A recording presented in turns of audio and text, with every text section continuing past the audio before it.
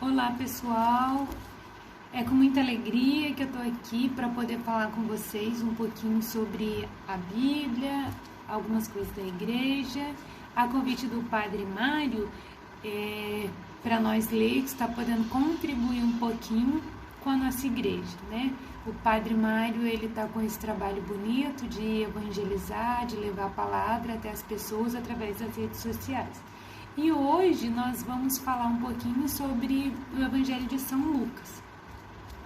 São Lucas, né? Lucas nasceu na Antioquia, é o único evangelista que era grego, ele é o terceiro dos evangelistas, é o terceiro livro do Novo Testamento, e ele era um artista, né? Segundo os estudiosos, eles falam que ele foi o primeiro a pintar a Virgem Maria. Né, foi companheiro de Paulo, muito amigo de Paulo, né, até secretário de Paulo. Ele era médico, o médico da cura, porque ele tinha assim um carinho muito grande pelas pessoas, né, ele atendia assim com muito amor as pessoas. Então, o médico da cura, compromissado com a verdade, né, a verdade era assim um marco na vida dele. Segundo os estudos, segundo aquilo que a gente assim vai aprofundando, vai sabendo, e é um evangelho mais completo historicamente, né? E o interessante é que Lucas se converteu 15 anos depois de Pentecostes. O evangelho foi escrito por volta de 85 a 90 depois de Cristo, e os escritos dele, ele tinha uma preocupação muito grande com a verdade.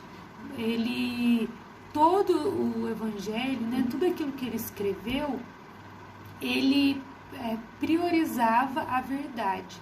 Ele era muito assim, uma história teológica organizada e capaz de transmitir com muito cuidado e rigor, procurando as fontes seguras. Então, todas as testemunhas que ele ia atrás para poder saber, né, para poder relatar o acontecido, era gente assim, idônea, não era qualquer um. Então ele era muito preocupado com a verdade. Ele queria que as pessoas que lessem o evangelho, aquilo que ele estava escrevendo, não tivesse dúvida. E é uma linguagem própria, né? É uma obra autônoma, altamente original, contendo assim, fatos, algumas coisas que nos outros evangelhos não tem, né? E Lucas, ele escreve assim, aí tem o primeiro capítulo aqui, né, nesse prólogo, faz o que? Uma menção a uma pessoa, Teófilo. Quem é Teófilo? Né? Segundo os estudiosos, é um grego. E Theo significa Deus, filo, amigo. Então, amigo de Deus. Então, aqui no Evangelho de Lucas, podemos considerar que ele escreveu para nós também, porque nós somos amigos de Deus. E aí essa narrativa, assim, o livro de Lucas, ele foi escrito assim mais ou menos 30 anos após a morte de Jesus, né? Que aí dá lá os 85, 90 depois de Cristo. O Evangelho de Lucas, gente, ele Lucas, quando escreve, ele tenta transmitir a imagem de Cristo que só a fé pode conceber. Então, essa particularidade dele nos detalhes, né, em ter a veracidade daquilo que realmente aconteceu, faz ele ser diferente dos demais. Ele faz parte dos evangelhos sinóticos, né? O que são os evangelhos sinóticos? É um conjunto de livros, né, que eles têm semelhanças, que eles falam a mesma coisa, os três, Mateus, Marcos e Lucas. João não. Porém, ele tem essa particularidade dos detalhes, né? O livro, o tempo todo, ele conta o Espírito Santo, em todos os momentos o Espírito Santo age, está atuando, né, na escrita de Lucas.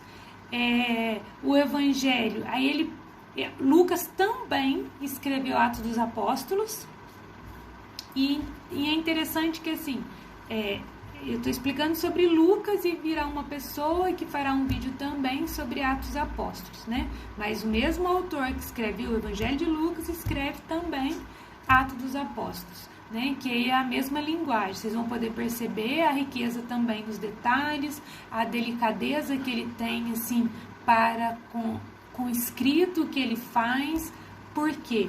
Porque Lucas mostra Jesus, o Salvador, né? Essa salvação que é para todos, não exclui ninguém, não deixa ninguém de fora, né? É um Jesus misericordioso, aquele que acolhe as pessoas, né? Que não discrimina ninguém. E no primeiro capítulo, para vocês verem a riqueza, né, dos detalhes, eu estou até com a minha Bíblia aqui, porque quando a gente vai lendo a Bíblia, a gente vai, sim, ficando mais íntima da palavra de Deus, a gente consegue enxergar esta riqueza que cada evangelista tem, né? O Evangelho de Marcos tem, o Evangelho de Mateus tem, de Lucas tem, de João tem, a Bíblia toda, né? Esse conjunto de livros que a gente tem, cada um tem a sua particularidade, porque foram pessoas que escreveram, né? Com a inspiração do Espírito Santo. O Espírito Santo agindo nelas para que elas pudessem escrever. E aí a gente tem isso muito nítido aqui. No primeiro capítulo de Lucas, eu ainda frisei, né? Eu sublinhei aqui um pedaço para que a gente não tenha dúvida, porque esta era a preocupação de Lucas. O que eu vou escrever tem que ser correto, para que as pessoas não tenham dúvida, que elas possam ler com total confiança de que isto é a verdade. Por que eu estou dizendo isto? No primeiro capítulo fala assim para nós, ó: diante disso, decidi também eu, caríssimo Teófilo, redigir para ti um relato ordenado, depois de ter investigado tudo cuidadosamente desde as origens, para que conheças a solidez dos ensinamentos que recebestes. Gente, ele escreveu isso aqui no primeiro capítulo, nas primeiras linhas, né? Ele escreve isso cuidadosamente. Eu frisei bem essa palavra. Por quê? Porque com as coisas de Deus, a gente tem que ter cuidado. A gente tem que ter a verdade. Tudo que é de Deus é verdadeiro. Tudo que é de Deus é diferente. Então, quando a gente vai fazer algo para Deus, quando a gente vai fazer algo para Jesus, a gente tem que dar o melhor. Por que o melhor? Lucas ensina a gente aqui no evangelho dele. No primeiro capítulo ele já fala para esse amigo Teófilo, caríssimo Teófilo. Então a gente vai, você vai lendo, você vai aprofundando, você vai vendo nas palavras, né? A gente consegue identificar. E aí eu fiquei imaginando Lucas escrevendo. Por quê?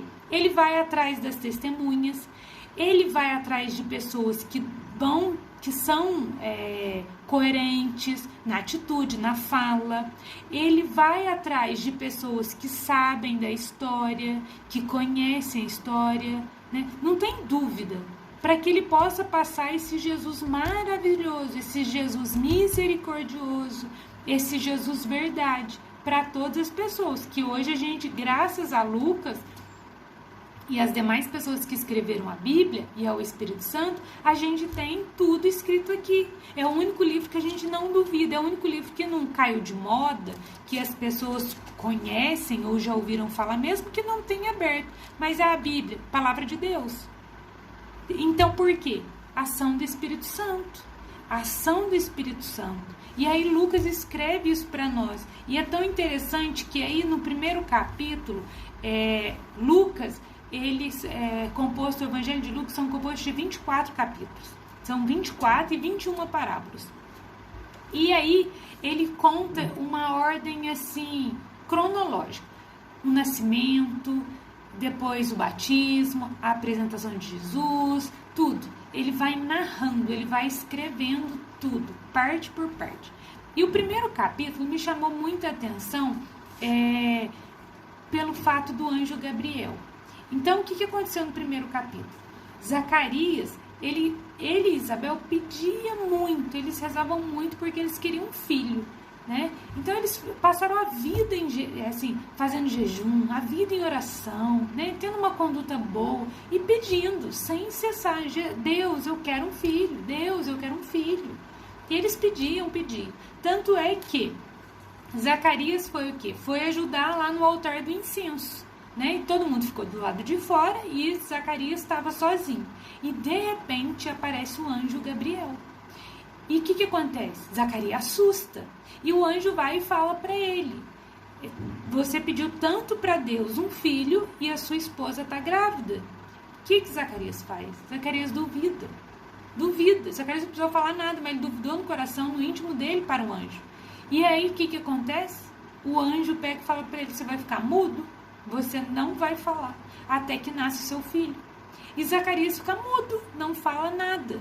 Mas mesmo assim, mesmo nessa dúvida de coração de Zacarias, Deus concede o filho a eles. E Isabel fica grávida. E o anjo vai embora. Só que Zacarias fica mudo. E quando Zacarias sai do altar e vai ao encontro das pessoas, ele não fala. E aí todas as pessoas percebem, ou quase todas as pessoas percebem, que algo diferente aconteceu. Como assim? Como Zacarias fica mudo? E ficou mudo. E Isabel guardou em segredo essa gravidez, né? Ela ficou grávida e ela não falou. Ela ficou um tempo sem falar nada. Aqui no Evangelho fala e agora eu não lembro. Então aí ela ficou quieta também, ela não falou, guardou entre os dois. Essa gravidez ela não falou nada. Ele não tinha jeito de falar porque ele estava mudo, né, gente? E aí, olha a riqueza de Lucas. 6 meses depois, aparece novamente o anjo Gabriel a Maria. E, gente, a primeira coisa que o anjo fala para ela: não tenha medo, não tenhas medo. Por quê? E eu sempre ficava me questionando: por quê? Por que não tenhas medo? Do que será? Será que ela tem medo de ter o filho, né? Ser a mãe do Salvador? Não, gente. Porque quando o anjo Gabriel apareceu para Zacarias, o que aconteceu? Ele teve medo. Imagina um anjo aparece assim, você tá sozinho num lugar fechado e aparece um anjo. Lógico, eu ia ficar com medo também. E aí, o anjo já fala para Maria. O anjo Gabriel, o mesmo anjo, aparece para Maria no quarto dela, em silêncio, estava só ela, e fala. Tem um diálogo com ela. E aí, o que acontece? A única pergunta que Maria faz. A única pergunta. Como acontecerá isso? Não conheço homem nenhum.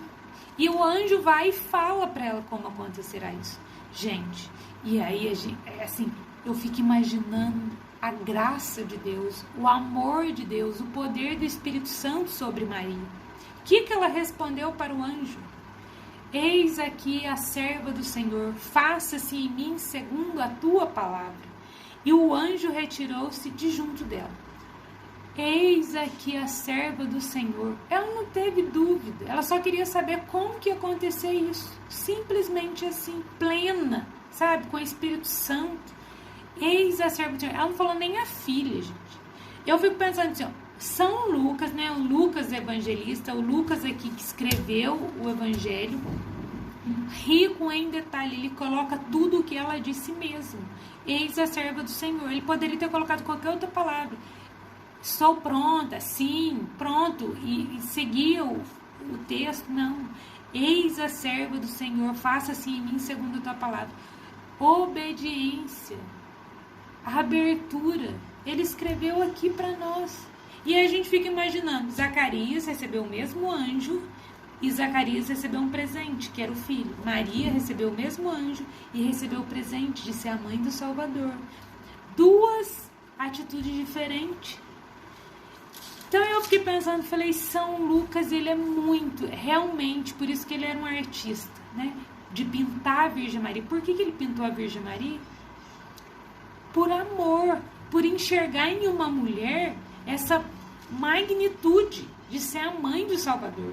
E ele tinha um carinho especial pelas mulheres, porque aí no decorrer do evangelho aqui dele, ele cita a viúva, ele cita... qual outra coisa que ele cita aqui? Ele cita várias, ele cita a viúva e o juiz. Ele vai falando das mulheres, entendeu? Ele vai acolhendo as mulheres. Por quê? Deus misericordioso, um Jesus misericordioso, né? E depois, aí, quando Maria deu o seu sim, Maria vai até Isabel. E a hora que Isabel não tinha contato para ninguém. E quando Isabel chega no ventre de Isabel, né, quando Maria chega para visitar Isabel, no ventre de Isabel, que está João Batista, o bebê já estremece, o bebê já sente, ela já sente que é algo diferente. A grandeza nos detalhes, a delicadeza de Lucas para escrever isso para nós, para mostrar para nós. E cada vez que a gente aprofunda mais na palavra do Senhor, cada vez que a gente aprofunda mais nos evangelhos, a gente vai conseguindo identificar esse amor de Deus por todas as pessoas. Esse Jesus que Lucas tanto defende, que tanto quer mostrar para nós, misericordioso, acolhedor, não distingue ninguém, não separa ninguém. E Lucas se mostra misericordioso. Por quê? Porque Jesus vai ao encontro, né? Vai ao encontro dos publicanos, dos pagãos, das mulheres, das crianças, né? A gente pode ver aqui na parábola do leproso. Por quê? Antigamente, o que era lepra? Quem tinha lepra tinha que ficar fora da cidade. Somente uma alma bondosa, né? Uma pessoa pura de coração, uma pessoa caridosa que ia até os leprosos para poder dar comida, para poder curar as feridas. Não era qualquer um. Então, o leproso, o paralítico, né? E uma outra parábola, assim, uma outra passagem do Evangelho que chama muita atenção, que eu garanto que todo mundo já ouviu falar, que é de Zaqueu. Zaqueu era cobrador de impostos e ele corre, né, por causa da estatura dele. Jesus vai passando e ele corre numa árvore bem alta para ver quem é esse Jesus. Quem é esse Jesus? E ele fica bem no alto. Gente, você está no alto, Jesus nem ia ver. Só que Jesus, ele sabe de todas as coisas, ele vê todas as coisas, ele tem um coração infinitamente misericordioso. E ele avista Zaqueu. Desce daí, Zaqueu. Hoje vou jantar na sua casa. Não falou mais nada. Zaqueu já desceu da árvore, pronto para servir, pronto para mudar de vida. Ele acolheu Zaqueu, mesmo Zaqueu sendo um pecador, mesmo Zaqueu aos olhos da comunidade, do povo dele lá, sendo assim um ladrão, uma pessoa que roubava, que era desonesto, para Jesus não importa, né? Lucas escreve isso, para Jesus não importa, importa o hoje, né? Importa o agora, importa a sua conversão, né? E outra passagem do Evangelho que todo mundo também conhece, é o filho pródigo, ou o pai misericordioso, né? Que todos lembram, que são dois filhos, eles vivem bem, aí o mais novo decide pegar os bens e sai de casa, e aí gasta tudo, acaba com tudo da herança, e toma consciência de que ele está no pecado, de que aquilo não é vida. E humildemente ele reconhece isso e ele fala, não, vou para a casa do meu pai, eu vou voltar. E ele volta e aí o que acontece? Né? Por isso que assim, a passagem também pode chamar o pai misericordioso. O que acontece? O pai acolhe ele, de braços abertos, com festa, com alegria, coloca-se vestes novas, anel no dedo, sandália nos pés e comemora comemora essa vida nova, porque antes estava no pecado, na morte do pecado, e agora ele ressuscitou, ele está o quê? Pronto para a vida, né? Ele ressurgiu daquele pecado. O pai misericordioso, que não vai apontar o dedo, assim é Jesus, não vai apontar. E isto Lucas vai descrevendo em cada capítulo por causa dessa sua particularidade, por causa desse olhar diferente, né, dessa delicadeza de olhar os detalhes. E outra passagem também que Lucas cita é Jesus orante, Jesus que ensina os seus filhos a rezar, né? Jesus, ele vai dando passo a passo, a oração do Pai Nosso, ele ensina que tem que rezar, ele vai mostrando, Lucas vai mostrando para nós esse Jesus salvador que não exclui ninguém, esse Jesus orante que nos ensina a rezar, esse Jesus que acolhe todos sem distinção, todos, este Jesus capaz de dar a vida por nós. Então ele vai mostrando, ele vai narrando isso para nós através do seu evangelho. E aí o que acontece? Ele situa também o evangelho dentro da história da salvação, que abrange 3 épocas.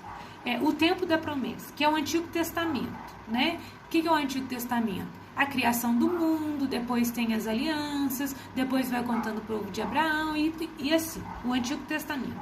Depois o tempo do cumprimento. Qual que é esse tempo do cumprimento? É uma promessa, né?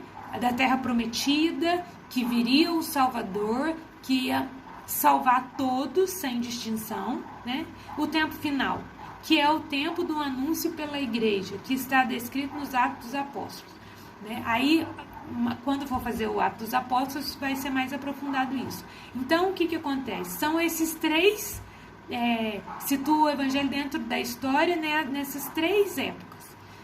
A promessa, o cumprimento e o tempo final. Em todos os momentos, o Espírito Santo está presente. Sem o Espírito Santo, não haveria a palavra de Deus, né? Lucas não conseguiria, nenhuma outra pessoa que escreveu a Bíblia não conseguiria escrever. Por quê? Para não ter dúvida. Para ser um livro que a gente leia e fala, verdadeiramente é Deus, verdadeiramente é Jesus, o poder do Espírito Santo, né? E a intenção de Lucas era relatar com confiança, né? Com clareza. Então ele pesquisou com muito cuidado. Tudo que ele fez foi com muito cuidado, né? E aí o Evangelho de Lucas também fala da graça e da misericórdia de Deus, né? Ele dá essa gratuidade e universalidade da salvação. Como eu havia dito, a salvação é para todos, sem distinção. Todo mundo pode se salvar, todo mundo pela graça de Deus, né? E um outro ponto, assim, que é para encerrar, porque é bastante coisa de Lucas, né, gente? Então, para encerrar, é que Lucas destaca também pela alegria de seguir Jesus. E isso também, assim, é um ponto principal para nós cristãos, né? Como que a gente vai falar da palavra de Deus? Às vezes eu vou lendo aqui o Evangelho e eu fico assim tão apaixonada, assim, na vontade de falar muito de Jesus, assim, daquilo que eu aprendi um pouquinho. Por quê? Porque é alegria, você sente paz no coração, né? Você buscou aquilo, você buscou aquele material, você buscou mais conhecer a Deus, então teu coração se enche de alegria. E é esta alegria verdadeira que a gente tem que transmitir para os nossos irmãos, que a gente tem que transmitir onde? No nosso ambiente de trabalho, na nossa casa, na nossa igreja, no nosso lazer, em todos os momentos da nossa vida a gente tem que transmitir essa alegria de seguir Jesus. Foi isso que Lucas fez. Lucas mostrou para nós que toda a misericórdia de Deus, toda a sabedoria de Deus, toda a alegria, como é bom seguir. Então não tem como, assim, não tem como você ler e ficar assim do mesmo jeito. Não tem, porque a gente é tocado pelo Espírito Santo. E a alegria que brota é uma alegria assim, que é de dentro para fora, não é uma alegria momentânea. Então, Lucas queria deixar bem claro isso para nós. A alegria, a verdadeira alegria, brota de um coração que verdadeiramente tem Jesus como centro de sua existência. Então, se Deus não for o centro da nossa existência, a gente não vai ter alegria. Não vai ter essa alegria verdadeira de amar as pessoas que estão ao nosso redor, de ver alguém assim da igreja, ou um irmão nosso na rua. Como é bom sentir a presença do outro, como é bom sentir isto. Esta alegria só vem de Deus. E cada vez, eu já disse isso e eu vou repetir, cada vez que a gente lê a Bíblia, que se a gente se propõe a falar, Jesus, eu quero conhecer mais a tua palavra. Jesus, eu quero saber mais de você. Jesus, eu quero saber das pessoas que escreveram algo para que eu pudesse compreender o seu amor. A gente fica encantado, a gente tem sede, entendeu? Então, por isso que nós cristãos temos que estudar sim, temos que ler sim a palavra de Deus, porque Ele fala com a gente. Para mim, o que me identificou muito, que eu fiquei assim, que eu quis passar para vocês, é o primeiro capítulo de Zacarias, né? De Zacarias, a anunciação do anjo a Maria também, né? Quando Isabel quando Maria faz o cântico, a minha alma engrandece o Senhor e meu espírito se alegra em Deus, meu Salvador. Então o espírito da gente só vai ficar alegre junto de Deus. Então esse foi. Mas para você que vai ler, que pode ter a curiosidade de ler, se quiser ler 2 capítulos por dia ou até mesmo 1 por dia, vai gastar 24 dias, porque ele é curtinho. Vai ter outra coisa que vai chamar, vai ter outra passagem que vai chamar mais atenção. Por quê? Porque nós somos únicos. Deus fala a mesma coisa, mas de maneira diferente, né? Não sei se deu para entender a mesma coisa de maneira diferente. Mas isso, Deus fala comigo de uma maneira, fala com você de outra maneira. Mas todas significam o quê? A mesma coisa, que é o amor dele por todos nós. Então eu quero agradecer, espero que vocês tenham gostado e entendido um pouquinho do Evangelho de São Lucas e um